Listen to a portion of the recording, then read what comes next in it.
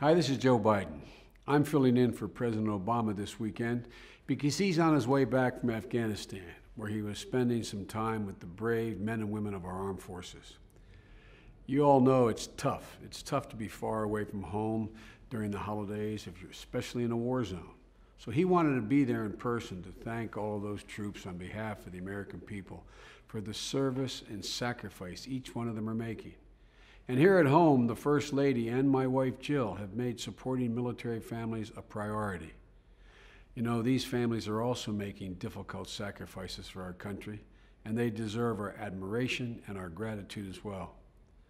Our service members and their families are always on our minds, even as the President and I are working on other issues that are critically important to the American people, issues that the American people are deeply concerned about. Accelerating the recovery, growing our economy, strengthening our middle class, and getting our friends and neighbors back to work. In recent months, we've seen encouraging signs on that front. After shrinking for 4 straight quarters, our economy has now grown 5 straight quarters. After nearly 2 years of job loss, our economy has created more than 1 million private sector jobs just this year. And after teetering on the brink of liquidation last year, our auto industry is posting healthy gains, assembly lines are running again, and American manufacturing is getting up off the mat and fighting its way back. Still, Friday's job report was a sobering reminder of that. While we saw another month of job growth in November, it just wasn't enough.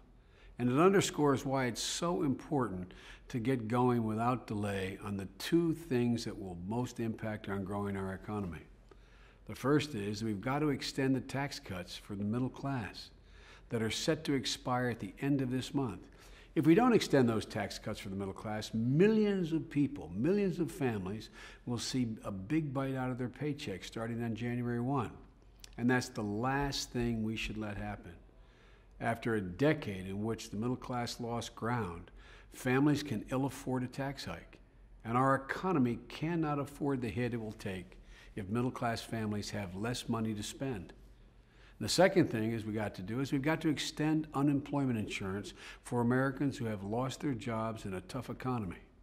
Without unemployment benefits, families can't spend on basic necessities that are grown, made, and sold by other Americans. Together, the economic hit caused by raising taxes on the middle class and denying 2 million Americans unemployment insurance will wind up costing us hundreds of thousands of jobs. And that just isn't smart.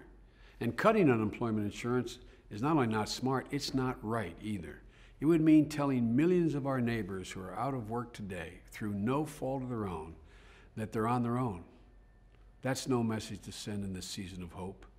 We all know someone who's been hit hard, hit a rough patch. And when that happens in America, we help them get back up on their feet. That's who we are. That's the American way. So I just don't agree with the folks who said we can't afford a lifeline for Americans who lost their job during the worst recession in generations. But we can afford to borrow hundreds of billions of dollars to extend tax cuts for the wealthiest 2% of Americans.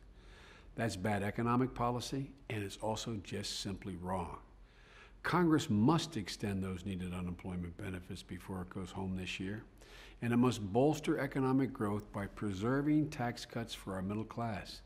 I'm glad that the House of Representatives voted to do just that this week, and I call on the United States Senate to do the same.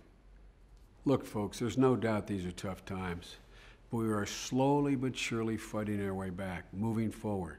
And we're going to keep fighting to grow the economy, to strengthen the middle class, and to restore the American dream. That's my pledge to you. And hey, one last thing. Since the President will be back to record this message next week, let me take this chance to say from my family to yours, Merry Christmas, Happy Hanukkah, have a great holiday season, and an even better New Year. Thanks. Enjoy the weekend.